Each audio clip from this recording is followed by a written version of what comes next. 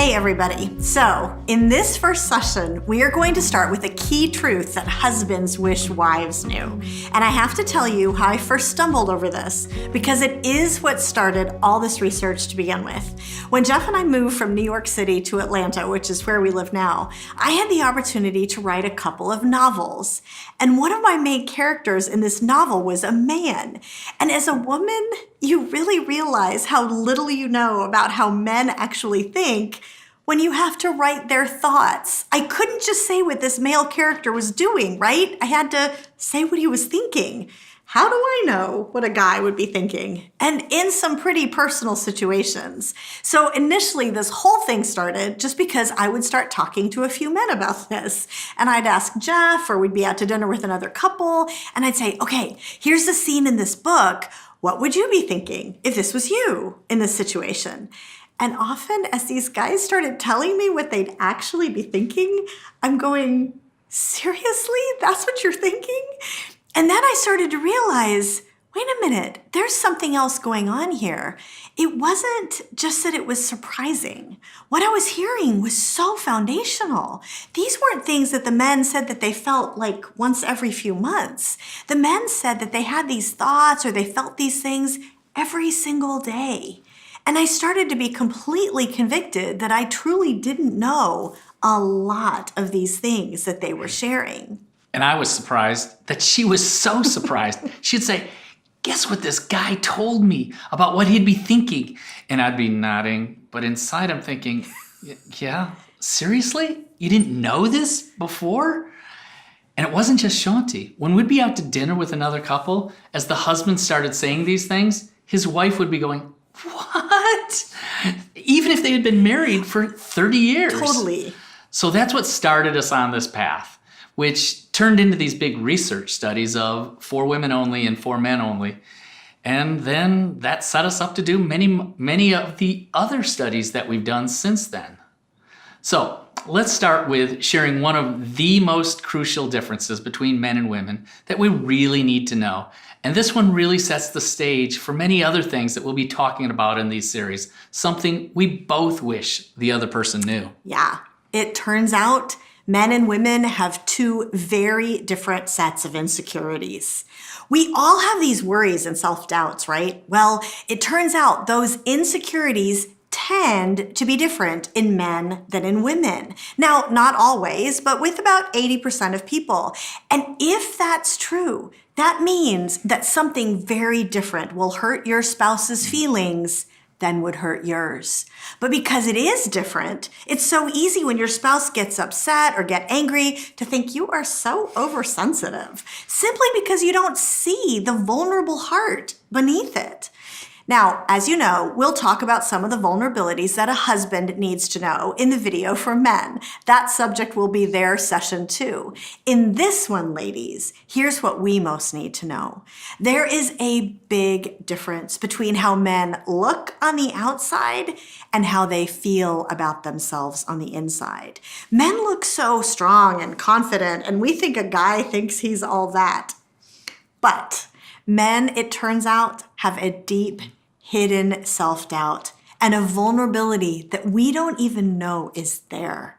The way the guys described it, they feel like I want to tackle a challenge, I want to do great things. I want to be a good husband or a good father or a good salesman or Uber driver or whatever it is, but I'm really not sure I know exactly what I'm doing, and I hope nobody finds out. It's kind of what it feels like, right? So essentially, through every day, a man is asking, do I measure up? Do I have what it takes? And he's looking to the most important person in his life for the answer to that question. That self-doubt is a bit like a raw nerve, and it's painful. And we can hit the nerve without having any idea that that's what we're doing. Now, ladies, you need to know that this isn't just about work stuff. I know it might sound hard to believe, but most guys really don't feel like we always know what we're doing as a husband or a father. We want to be a good husband. We want to be a great dad, but maybe we didn't have a great role model. And there's no guidebook. So we just try to fake it. And we're desperately hoping that we can make our wife happy and that she thinks we're doing a good job, which is honestly why we can seem so sensitive when we think that she's saying you're not doing a good job. As I talk to these men, I realize that we women don't see how often we signal that. I speak at a lot of women's events, and a while back, a woman came up to me on day 2 of this big conference and told me a great example of this that had happened the day before. Her husband had had their 2 young daughters for the day, and when she got home, she gave them all big hugs and then noticed the girls were in their pajamas. And she said, "Honey, did they wear that all day?"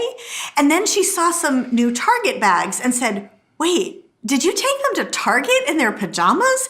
And immediately, she said her husband got so quiet and withdrawn. She could tell he was angry. And then she got huffy, like, "You're so oversensitive." As a guy, it's killing me just listening to this. Now, why is that? Here's what we may not realize is going on.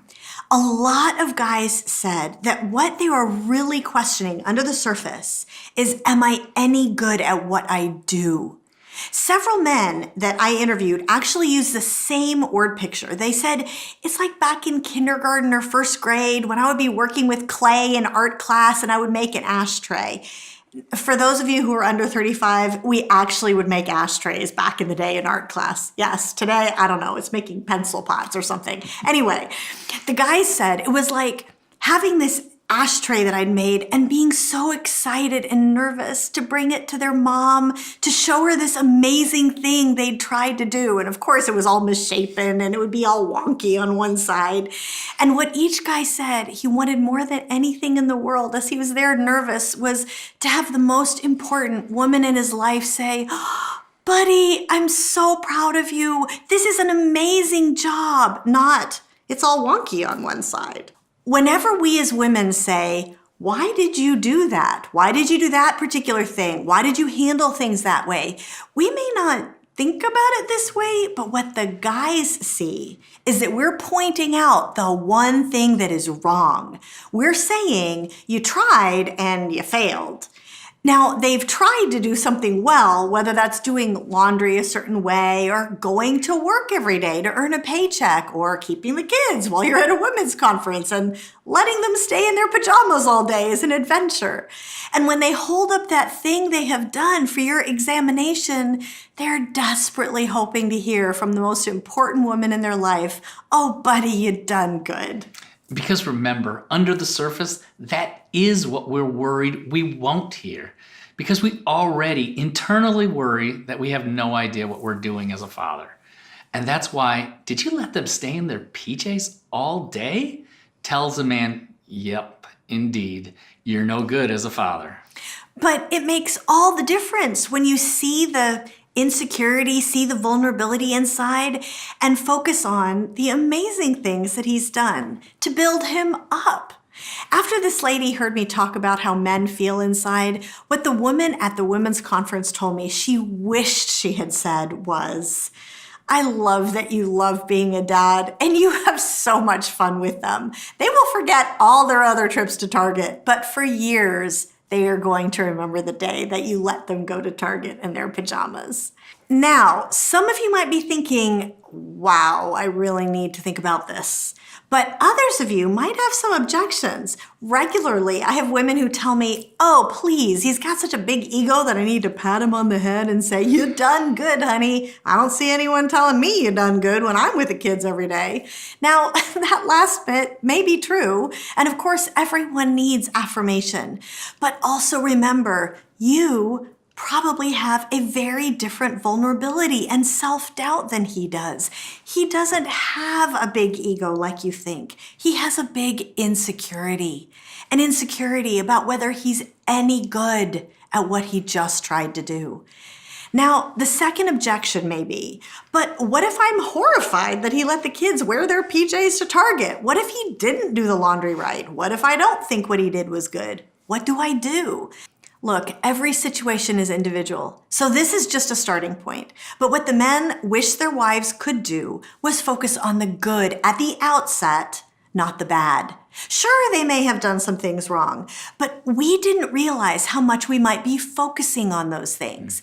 And if he's constantly feeling that he can't be good at something, one of the not so great tendencies of men is to check out. And that won't be good for anybody. But here's the great thing.